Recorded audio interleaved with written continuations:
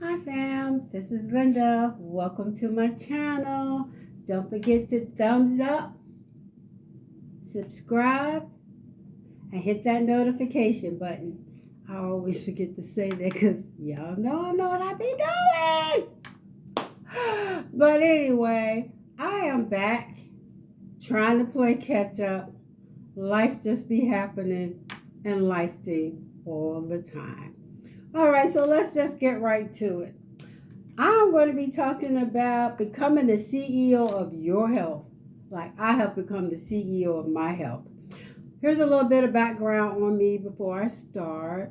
I am a 69-year-old female.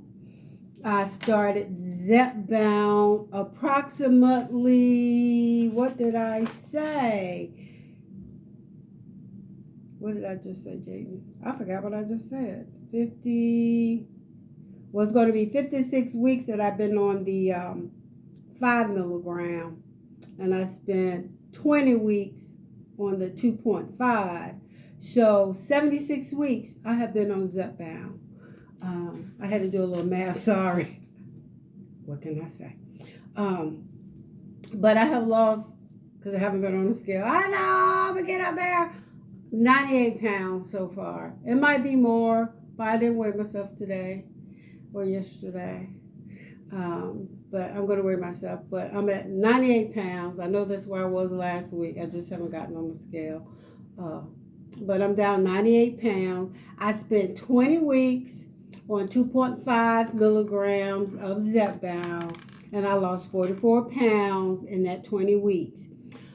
I spent 56 weeks on 5 milligrams of Zepbound, and I have lost 50, I don't know, pounds.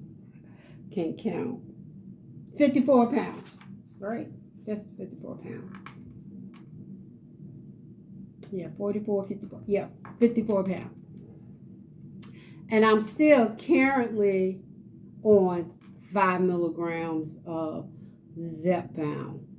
It will be August 15th will make it exactly 56 weeks that I have been on 5 milligrams of Zepbound. I have not titrated up because my doctor said as long as you continue to lose weight on whatever dose you're on, you need to stay on it and ride it out until you either stop losing weight or you have full noise or my rheumatoid arthritis pain start to come back.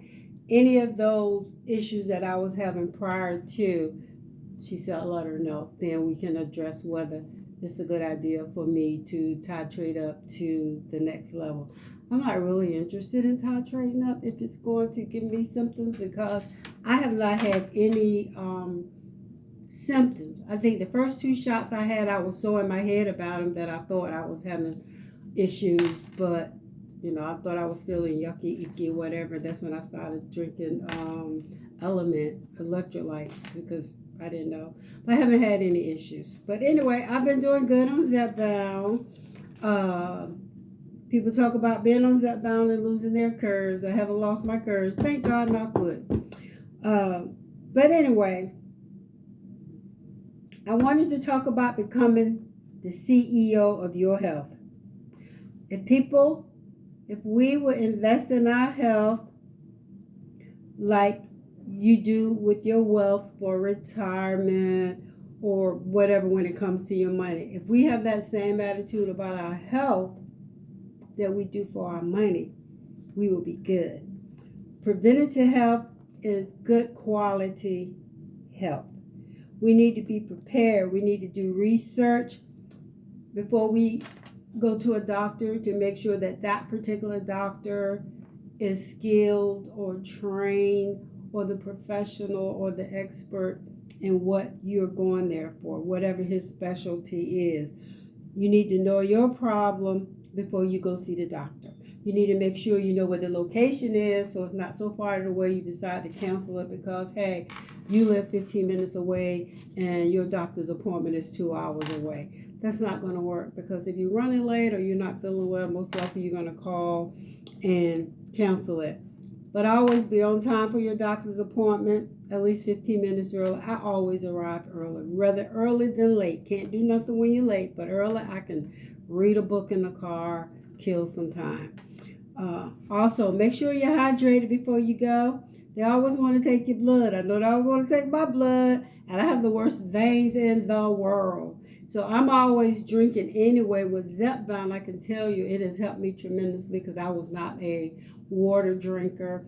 I would say I was not a thirsty person. I used to ask my doctor all the time, years and years, hey, I'm not thirsty. What's wrong with me? People are always drinking. I could take an 8-hour road trip and I don't need to use the bathroom and I'm not thirsty. So I can tell you that being on Zepbound, having to drink so much water when I go and have blood drawn, it's not where they can't get any blood. My veins usually roll off the way. It's just like a dry desert. But because I'm always hydrated, I don't have any problems getting my blood out. And also, if you can fill out your forms ahead of time before you go to a doctor's appointment, that will really help you. That will speed things along.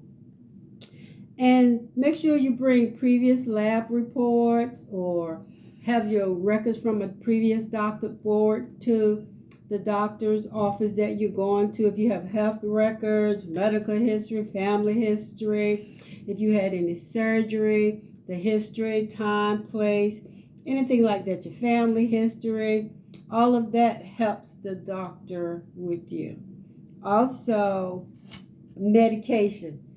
You can either take pictures of your medication, you could bring your bottles, you could make a list. I always keep a list in my wallet of what I'm currently taking, even if it's just over the counter, supplements, whatever you're taking. The doctor will be is going to be very interested in knowing what you're taking. And if you've been not feeling well or having some issues, keep a little journal of what the problem is, what the symptoms are, how you were feeling, how long it lasts, when it started.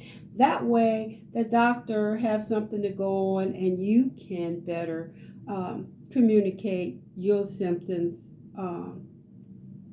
to the doctor. And you can also bring along a notepad, or you can take notes on your phone or your iPad of any information the doctor might share with you. Or you can bring a friend or family member who might, they can help along as far as remembering some of the information that the doctor has shared with you as far as what you need to do going forward. And also, please know when a doctor is a good fit for you or not. It doesn't mean he's not a good doctor at what he does. It just means he might not be a good fit for you. You want to feel comfortable when you go to a doctor. You want to have eye contact with the doctor. After all, you sitting there with a gown on, naked underneath. So you want to feel comfortable with your doctor. That rapport with the doctor, how he makes you feel or she makes you feel during your visit is great. And do they ask you questions or do you have to do all the questions? And do you like them? If you don't like the doctor, you don't like the doctor. I have changed doctors before. The world didn't come to an end. And I didn't think I was a bad person because he was not for me. Bedside man, he just wasn't for me. I had no problems leaving the office, getting on my phone in the truck, calling, saying, hey, this is not going to work. I'm not going to come back here. That's right. And you want to make sure when you're talking to the doctor that the doctor is listening to you when you are talking and telling him your most intimate, personal information. You want to make sure that they are listening and that they're on this journey with you, that they listen, that they hear you, they see you. Not that I'm just a doctor in the office, nodding my head and tune you out. So be a CEO of your health. Pick a doctor that's good for you. Make your appointments, keep your appointments. Invest in your health like you do for your retirement account or your money for your vacations or that brand new pocketbook of fancy shoes you want.